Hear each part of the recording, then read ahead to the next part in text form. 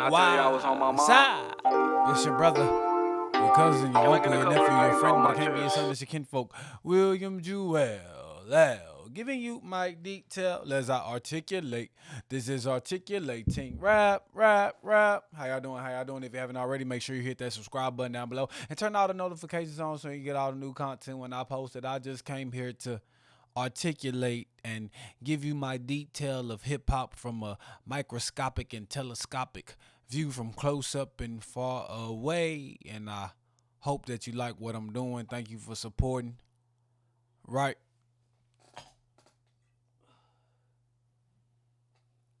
But man, I guess the battle ensues. And I don't think this is necessarily a continuation of the battle, but I believe what Ab-Soul did with ... right?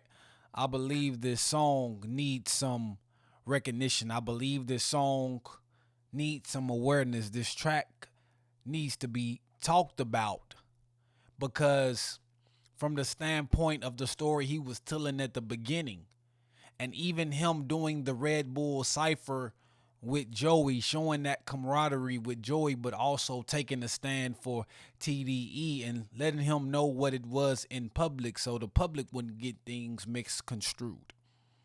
Right? He got a rep for his set. He put him in a unpredictable predicament. He put him in a weird predicament. That's what he said.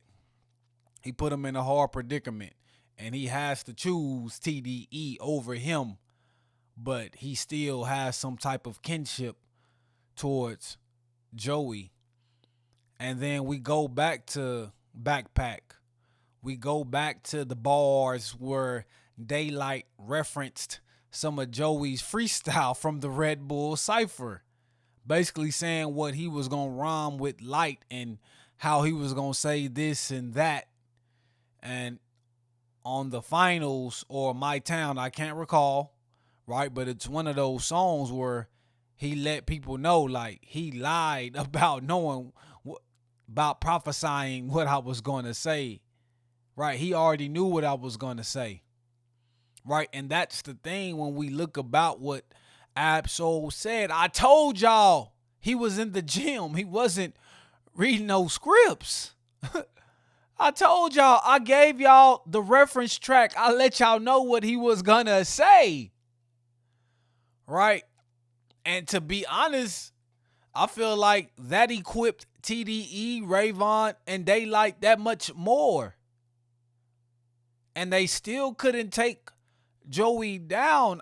Like the fact that he let them know what was coming. And they still wasn't prepared. They still wasn't ready. It's so disheartening. It's so disappointing.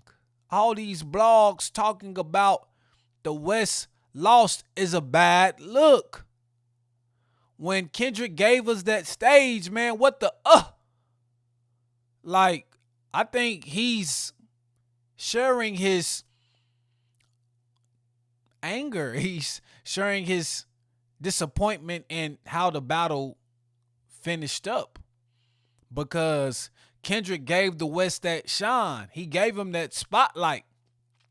And not only did Kendrick do that, but that's where the whole TD East line comes from because Joey was telling Rayvon he's done more for him than Top. He's given him more publicity, more likes, more clicks, more comments, just more views and more attention, marketing, promotion-wise, than he's gotten with TDE. That's why he said he should start TDE. So the fact that Joey even came at the West Coast and said it's too much West Coast D-licking, then we also got to put that into perspective. Right? And when we talk about ... because I'm kind of going all over the place. I'm kind of not even going through the song.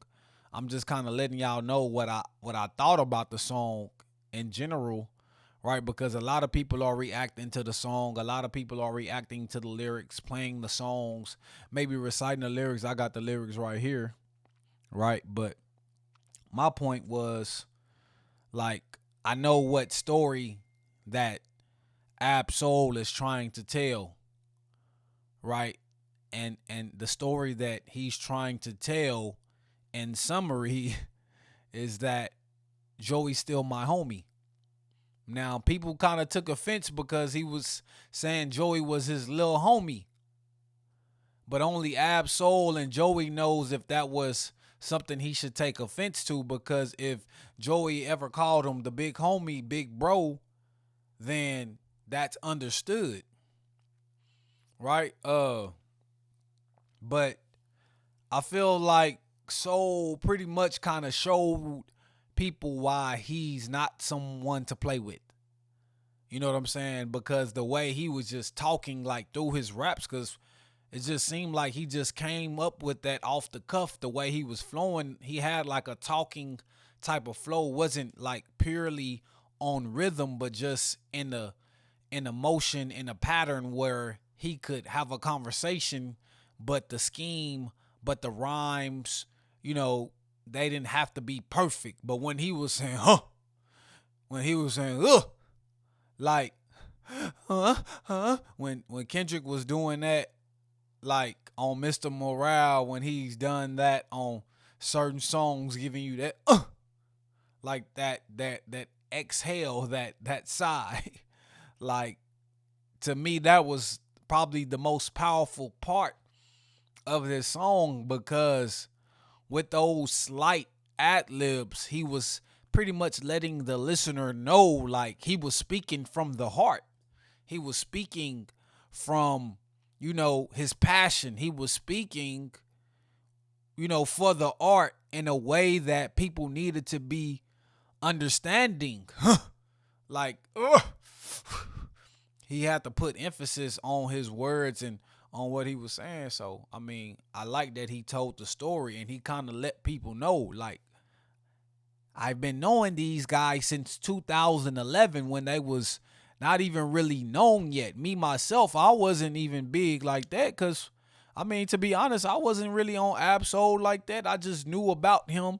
I've heard about him. A lot of people have talked about him, but I didn't really just get on Ab-Soul and really like get on the bandwagon of Ab-Soul until Herbert.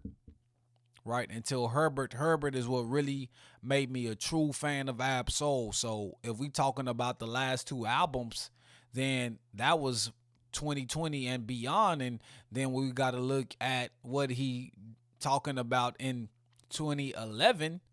Like, god damn, their friendship goes way back, and they weren't just being quiet, right? They was being attentive. Right? They was quiet as a mice, but they was being attentive. They was really listening, really paying attention. And, even Kendrick has been quoted saying that Ab-Soul was an inspiration to the way he write raps on the Heart Part 6. So just imagine that type of instrument, that type of weapon, that type of machine in the booth in 2011, and how much hungry he was to rise up in the rap game.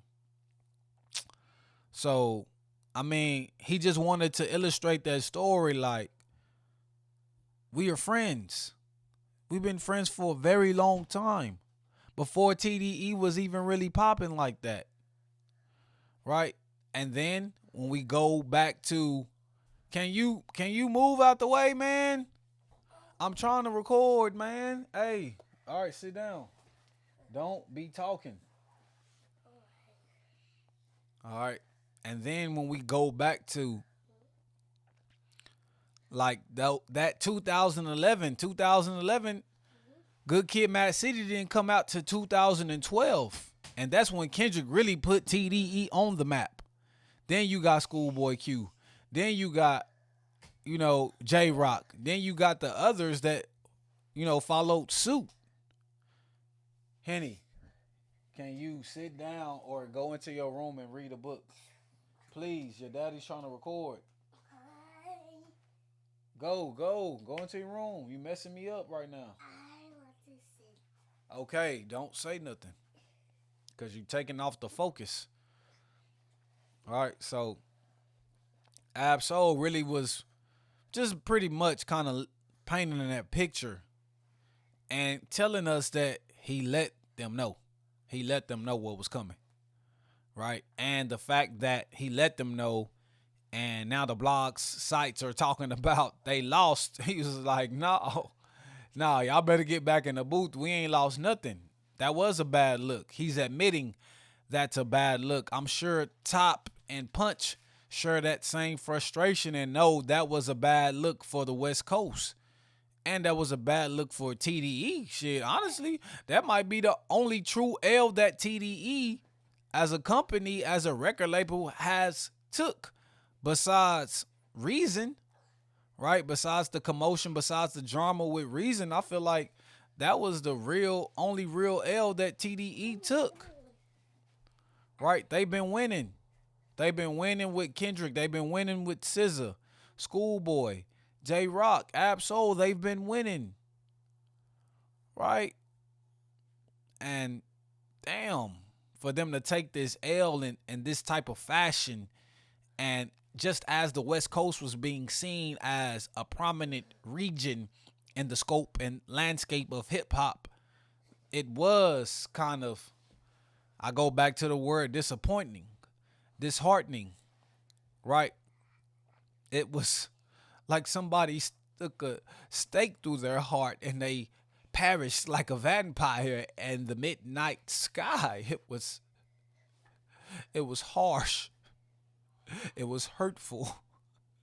It was painful. It was painful for me to see TDE take the L. And I love Joey, a brother. Dark skin, smooth, unique from Power. Somebody I saw in myself, the golden grill, the chains. Right? That was somebody I resonated with a lot. But I had love for TDE. I had love for Kendrick. I had love for Ray Vaughn. Y'all have heard me speak on how big of a light I felt like Ray Vaughn was going to make. And I felt like he did a little bit too much talking about Puff. On every podcast I heard, everybody said he overdid it when it came to talking about Puff. I said Ray Vaughn didn't have to respond after Whole Era. He didn't have to say anything. Whatever he did after that, that was a win. No matter what Joey said, if he stopped at Whole Era, that was a win for him and his career. But the fact that he went the Golden Eye route and went to talk about Puff a little bit more, I think it took a little bit of steam off of his sails, a little bit wind off of his sails, a little bit of steam out of his iron. He wasn't striking as hot. And not to mention what Daylight was doing, like playing mental gymnastics.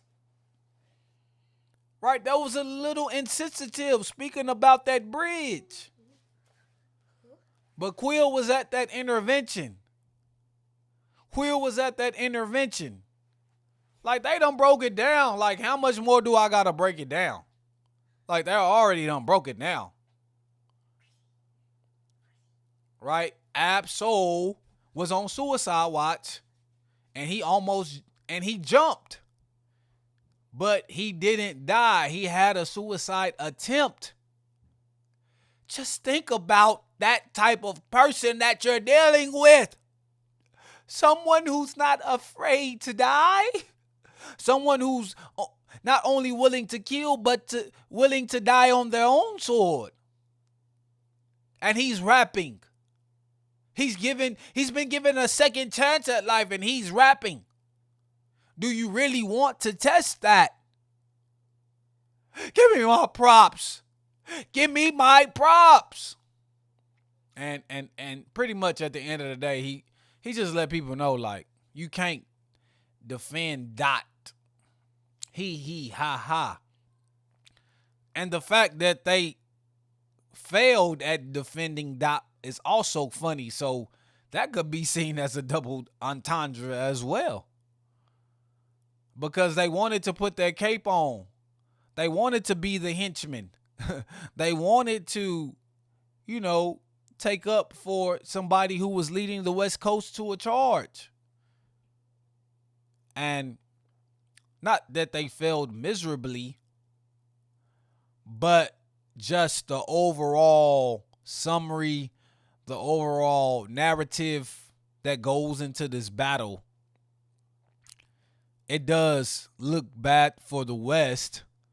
It looks bad for the West, but at the same time, the recognition and the attention that Rayvon and Daylight got from this battle, not to mention Joey Badass, but if we're just talking about the losing side of things, they won.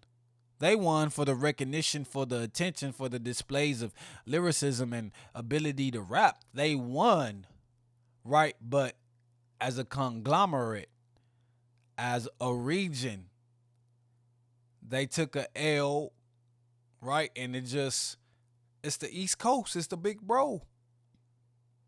And Joey's a younger guy. Daylight's older. Rayvon's damn near the same age as Joey. So I feel like that was the East Coast son in the West Coast, little bro in the West Coast. Right? And that's what that's gonna be looked at no matter what DJ Head tries to say. No matter what people wanna, articulate on these podcast mics. The facts are the facts. Right? All rappers mention their coast. All rappers mention an East versus West type of thing. So how can we deny what was said? This can be a friendly fade. Let's keep it that way. And that's what it was. It was a friendly fade. And it was a friendly fade. And so I just feel like Ab-Soul is pretty much in the middle and saying, okay, you did your thing, but this is some things that I saw that, might have not been the right moves to make. Okay, Joey. Yes, you won the battle, but TD East was a stretch. Okay? Like, to be honest, Ab-Soul, the only issue he had with Joey was the fact that he said TD East. Right? But when it comes to Daylight, when it comes to Rayvon, he had issues with their approaches in their music. So I think this is a referee. This is a coach. This is somebody that's respected on both sides. And this is something and somebody we should listen to. So, ... That's my take on it. It's your brother, your cousin, your uncle, your nephew, your friend, but I can't be your son, it's your kinfolk, William Jewell. Well, giving you my detail as I'm articulating. This is articulating. Rap. Apologize for my son. He funny. But, when I was glad I was able to stay focused and not break concentration. But it's his bedtime. I'm trying to do what I can while I can. I knew he was going to jump in here. I thought he was going to stay in this room. But, when you a pops, when you a father, it is what it is. Right, so y'all be blessed. Yeah.